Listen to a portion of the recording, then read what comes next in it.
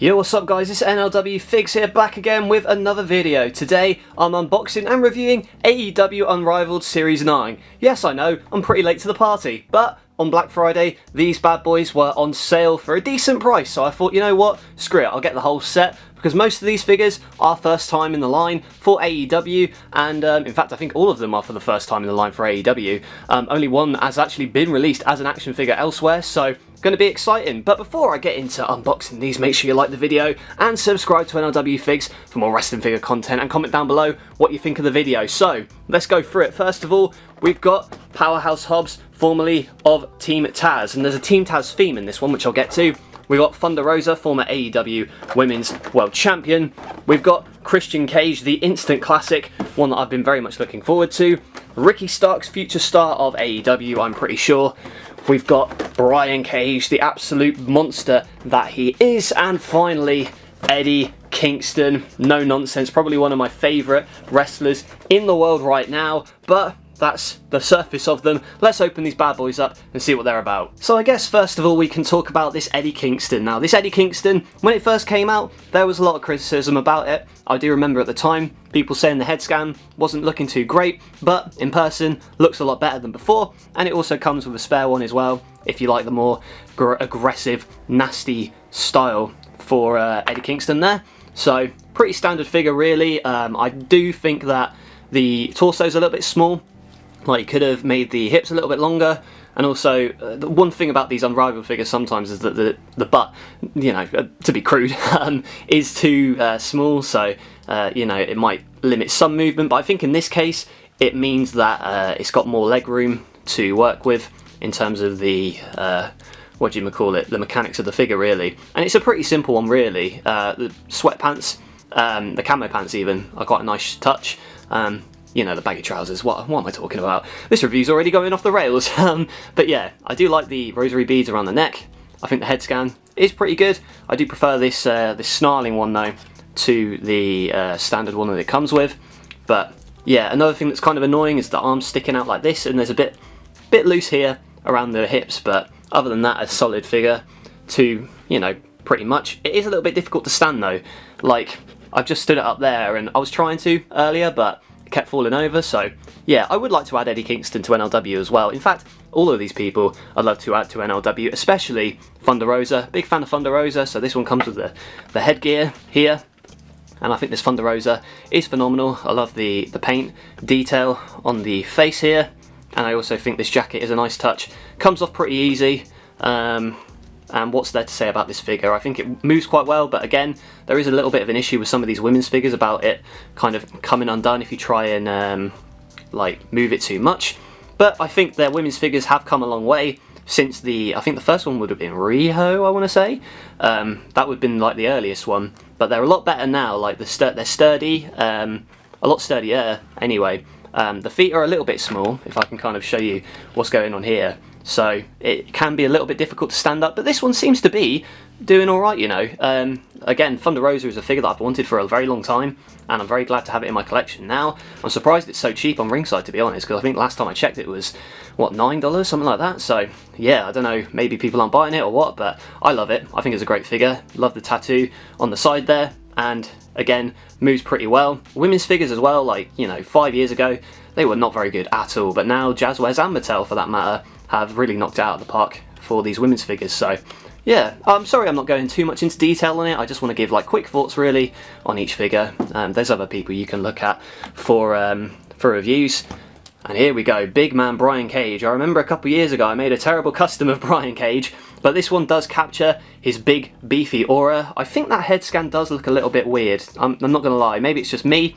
I think that, yeah, this screaming one is a lot better, but it's something about that stare that, I don't know, it's maybe the lips, just a bit weird, but still, the actual henchness of Brian Cage, this guy is like, well, he's a machine, as they say. I like the tattoo, well, he doesn't have tattoos, what am I talking about? The decals on the back there, and moves pretty well. Like, I think these figures have improved a lot, these Jazzwares figures, and it's a shame now that we're not actually getting them stocked in the UK, so I was only able to buy them on Ringside, which kind of sucks, but hey, it is what it is.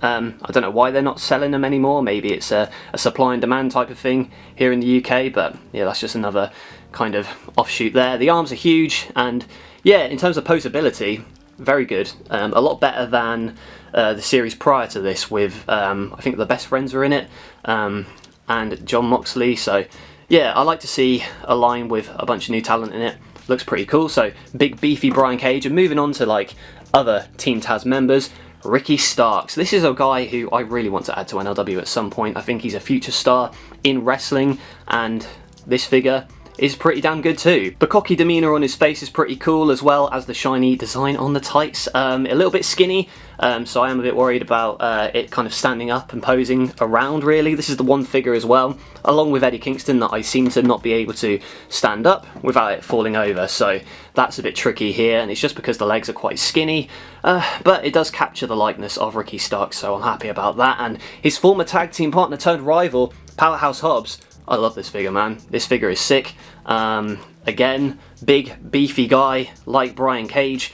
Very cool to have Will Hobbs. I'd love to add him to NLW as well. Like, just any of these guys, really. But it really does capture his menacing attitude. I love this head scan. The other one, I'm not too sure about. I mean, it looks alright, but I love the snarl. It really captures his, you know, grit, so to speak. But yeah, tattoos on the side there as well as FTW on the back. I wish this one, or the Ricky Starks one, would have come with the FTW Championship, but maybe it's a merchandising contract issue that they're not allowed to put it into toys. I don't know. I suppose it does stand for F the World, so you know, maybe you don't want to put that on a kid's toy, but still, they got the BMF title on the UFC one, so I don't see why. But yeah, maybe there's a reason. You can comment below if there is. But another issue with some of these heads is that they're a bit too, they don't stay in place. So that's a bit of an issue, but aside from that, you know, pretty solid figure. And finally, come on to the Holy Grail, the instant classic Christian Cage. Now, originally, this is the one I was talking about here.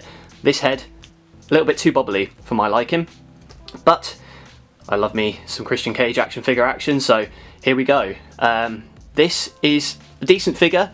I think that the torso, it's a little bit of a flat, and you know, don't take this the wrong way, a lot of these figures are quite two-dimensional this way, so they're a bit out of proportion, just ever so slightly, but I still love the expression on Christian here, and I love the tight design. I think that's in particular very, very cool. You can see all the detail, just intricate here on the sides, and it's a cool attire. I want them to do more Christian Cage attires. Maybe they can release an what do they call it, a Supreme figure of his, because I think his street attire and then the wrestling attire would be very cool to have in the collection. So you know, he is in NLW technically at the moment, but I might repackage him soon as Christian Cage, and he also comes with a spare head scan with a lot more grit.